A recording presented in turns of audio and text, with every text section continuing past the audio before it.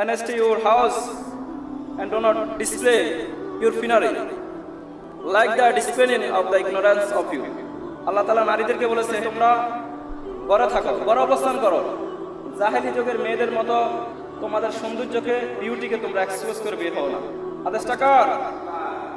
অর্থাৎ নারীর মূল জায়গা হলো ঘর। নারীর মূল জায়গা কোথায়?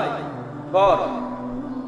আল্লাহ তাআলা নারীদেরকে বুঝাতে চাইলেন যে তোমরা প্রয়োজন হলে তোমরা ডাক্তারের কাছে যাবা, প্রয়োজন হলে তোমরা দোকানে যাও, বাজারে যাবা, প্রয়োজন ছাড়া নারী যেন ঘর থেকে বাইরে না হয়।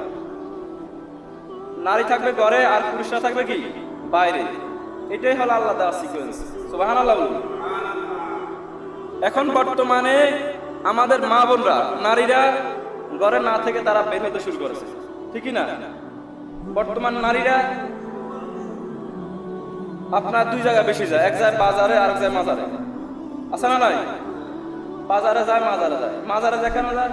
যে সন্তান হয় না অনেক নারী, যে পীর সাহেবের কাছে সন্তান হয়েছে, নাউজুবিল্লাহ বলেন। সন্তান দিতে পারে একজন, তিনি কে? ইয়াহাবু লিমান ইয়াশাউ ইনাসা ওয়া ইয়াহাবু